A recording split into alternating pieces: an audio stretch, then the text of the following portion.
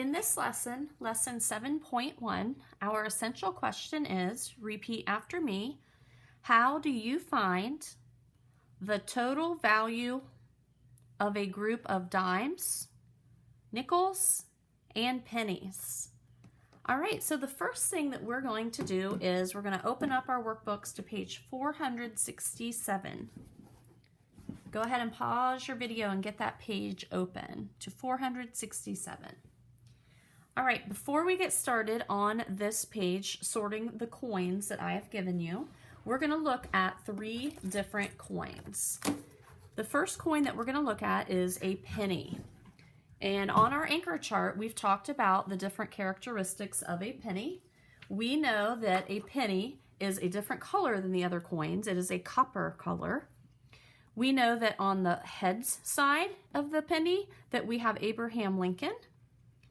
And then on the back of our penny, we could have 2 different ones. Actually, there's a third, a wheat penny, but there's different tails or backs to a penny. One of them we know looks like this.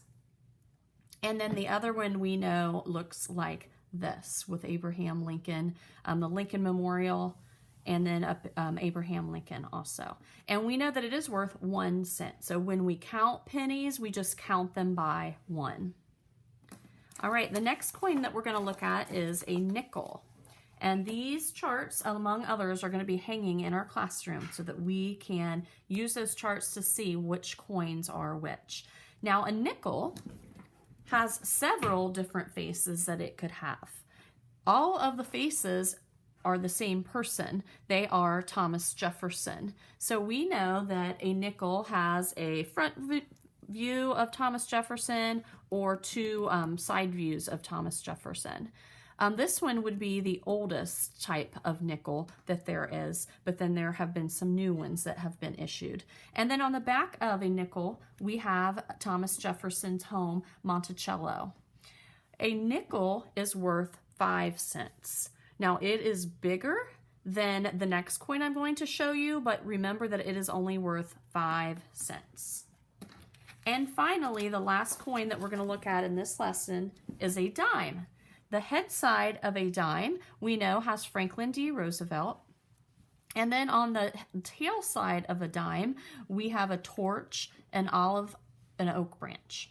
A torch, an olive, and an oak branch. And a dime, even though it is smaller than both a penny and a nickel, it is worth 10 cents. So when we count it by tens. We count the nickel by 5s and the penny by 1s. So what I want you to do is I want you to get your bag of coins and I want you to sort them according to what coin they are. So if you look, you're going to want to put all of your pennies in one of the rings and all of the nickels in another one of the rings and the dimes in another ring.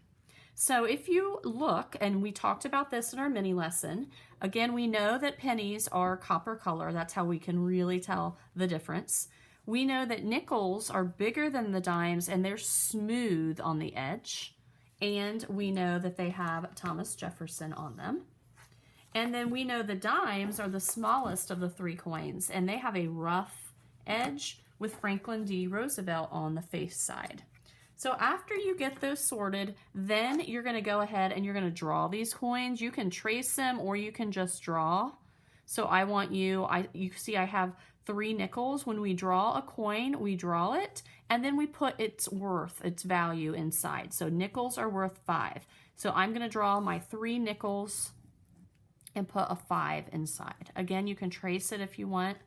When I draw my pennies, I'm going to draw them and put a 1 inside of those. And then when I draw my dimes, I'm going to draw those and put 10 because they are worth 10. Go ahead and pause the video and sort your 3 types of coins, pennies, nickels, and dimes, and draw them in those rings. Go ahead and pause the video. All right, so what we're going to do now is we are going to turn the page and we're going to start counting collections of these coins. So if you look at this page up at the top, it gives you the 3 different types of coins, and it tells you what they're worth and what the coin is. So this first one we know is a dime, worth 10 cents. It is the smallest with the rough edge. A nickel we know is 5 cents, and it is the larger of these 3 coins. And it has several different faces that it can have. And then a penny is the copper color, worth 1 cent. When we write a cent sign, we write it with a C and a line through it, and I know that we put that on our anchor chart. All right, if you look at the model problem here, we know when we count dimes that we count them by tens. So earlier in the year, we did some skip counting, so we know how to count by tens. So underneath each of the dimes, we're going to keep track of our counts. So first we have 10, 20, 30. And then we put that cents after each one. 10, 20, 30 cents. Go ahead and pause the video and trace the counts for the dime. Next, we're going to count the nickels by fives. So if you look, we have 3 nickels. These 2 have different faces, but it's still Thomas Jefferson. So we're going to count by fives. 5, 10, and 15 cents. All right, finally, we have dimes, nickels, and pennies. So we're going to have to skip count and then stop and then start skip counting by something else and then stop and start skip counting by something else. So we know that we have 2 dimes, so we'll count by tens. So we'll count 10, 20, and then we stop. And now we have 2 nickels, so from 20, we're going to count on by fives. So we have 25, 30, and then we stop, and we're going to count on by ones. So we have 31, 32 cents. So over in the box, we will write the total value, 32 cents. Go ahead and pause the video and trace the counts under those coins. All right, finally, I am going to teach you something if you would like to use called Harry Money. Again, you are going to see these papers laying around the classroom. We are only looking at the pennies, nickels, and dimes today. Harry Money, if you feel like you are having a hard time doing the skip counting, then we can just use Harry Money to help you. So if you look at the pennies, when it comes to hair, are just bald. We are just going to count them by ones. The nickels each have 1 hair, and every hair stands for 5. So the nickels are worth 5, so they get 1 hair. And finally, the dimes get 2 hairs because they are worth 10, and the hairs we count by 5, so we have 5, 10. We have 5, 10. So I'm going to show you on the next page how we can do, let's see, number 5 together.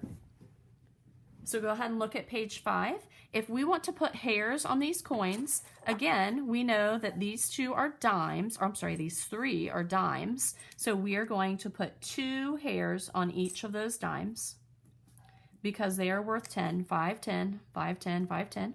We know that the nickels are worth 5, so they get 1 hair. And that is all we have.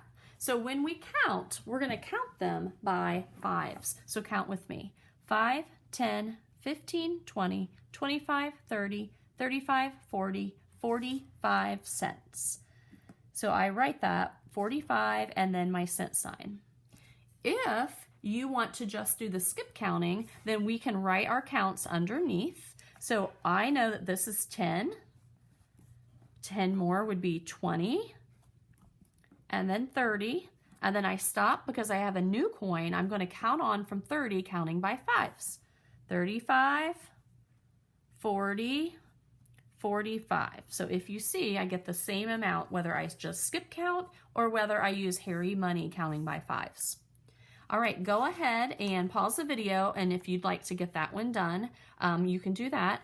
And then after you do problem number 5, you're going to go back and you are going to either use Harry Money or skip counting to count up the total values of these coin collections.